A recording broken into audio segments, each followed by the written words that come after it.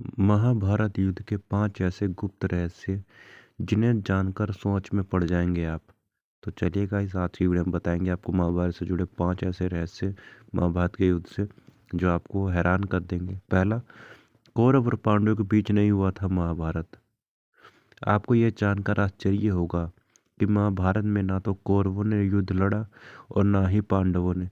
कौरव उसे कहते हैं जो कुरु वंश का है। कुरु वंश के एकमात्र योद्धा भीष्म थे। उसी तरह जब पांडु का कोई पुत्र था ही नहीं तो ऐसे कैसे पांचों कुंती पुत्र को पांडव कहेंगे। दूसरा, महाभारत में लड़ा था एकलव्य का पुत्र। श्री कृष्ण के हाथों एक युद्ध में एकलव्य के वीर गति को प्राप्त होने या लापता होने के बाद उसका पुत्र केतुमान सिंहासन पर बैठा था और वह कौरवों की सेना की ओर से पांडवों के खिलाफ लड़ता। महाभारत युद्ध में वह भीम के हाथ से मारा गया। तीसरा, श्री कृष्ण के पुत्र और महाभारत। महाभारत के युद्ध में श्री कृष्ण की नारायणी सेना कौरवों की ओर से पांडवों के खिलाफ लड़ती थी, परंतु बलराम सहित श्री कृष्ण के सभी पुत्रों के महाभारत के युद्ध में शामिल होने का जिक्र नहीं मिलता है, जबकि उस समय श्री कृष्ण के पुत्र प्रद्युम्न और सांब सहित 16 महारथी पुत्र थे। चौथा, कुल नाश हो गया था सभी का। युद्ध में 100 कौरव और उनके सभी पुत्र मारे गए थे।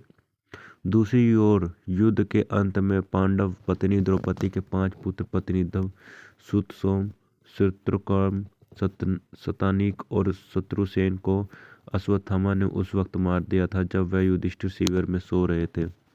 पांचों पांडवों की दूसरी पत्नियों से उत्पन्न उनके भी और भी पुत्र में जिनमें से अर्जुन पुत्र अभिमन्यु मारा गया था। महाभारत के अनुसार पांडवों के कुल 11 पुत्र थे, लेकिन अभिमन्यु की मृत्यु के बाद ही उनका वंश नष्ट हो गया, और वह इसलिए कि अभिमन्यु का विवाह महाभारत युद्ध के पहले राजा विराट की कन्या उत्तरा के साथ हो चुका था। लेकिन उत्तरा ने एकमात्र बालक को जन्म दिया था जिससे श्री कृष्ण ने पूर्ण जिंदा कर दिया था। बस यही बालक बचा था जिसका नाम परीक्षित था। पांडव पक्ष के विराट और विराट के पुत्र उत्तर, शंख और श्वेत साहित्य के 10 पुत्र अर्जुन पुत्री रावण, द्रुपद, द्रौपदी के 5 पुत्र दुष्टमन, शिखंडी, कौरव पक्ष के कलिंग राजा भानुमन, केतुमन, अन्य कलिंग वीर, प्रत्यय, सोवीर, सुरदिक और मलवा वीर आदि सभी मारे गए थे। पांचवा, ये योद्धा बच गए थे। लाखों लोगों के मर जाने के बाद लगभग 24,165 कौरव सैनिक लापता हो गए थे, जबकि महाभारत के युद्ध के पश्चात कौरवों की तरफ से 3 और पांडव की तरफ से 15 यानी कुल 18 योद्धा ही जीवित बचे थे। माना जाता है कि महाभारत युद्ध में एकमात्र जीवित बचा कौरव युद्धसु था। युधिष्ठिर ने युद्ध के मैदान में ही सभी योद्धाओं को अंतिम क्रियाक्रम करवा दिया था। महाभारत युद्ध की समाप्ति के बाद कृतवर्मा, कृपाचार्य, युद्धसु, अश्वत्थामा, युधिष्ठिर, अर्जुन, भीम, नकुल, सहदेव, श्री कृष्ण सत्यकाधिक जीवित बचे थे।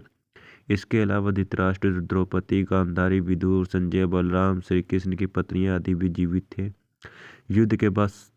युद्ध के बाद साप के चलते श्री कृष्ण के विकुल के आपसी युद्ध शुरू हुए, जिसमें श्री कृष्ण के पुत्र आदि सभी मारे गए। बलराम ने यह देखकर समुद्र के किनारे जाकर समाधि ले ली। श्री कृष्ण को प्रभास क्षेत्र में एक बहेलिया ने पैर में तीर मार दिया, जिसके कारण बनाकर उन्होंने देह त्याग दिया। बच्चे लोगों ने श्री कृष्ण के कहने के अनुसार द्वारिका छोड़ दी और हस्तिनापुर की शरण ले ली। यादवों और उनके भोज्य गणराज्यों को अंत होते ही कृष्ण ने की बसाई द्वारिका सागर में डूब गई। तो उम्मीद करता हूँ गाइस ये वीडियो आपको अच्छी लगी होगी। अगर वीडियो अच्छी लगे तो वीडियो को लाइक कर दें, चैनल पे नए हैं तो चैनल को सब्सक्राइब कर लें ताकि आने वाली वीडियो नोटिफिकेशन आपको मिलती रहे। तो मिलते हैं गाइस नेक्स्ट वीडियोज़ में।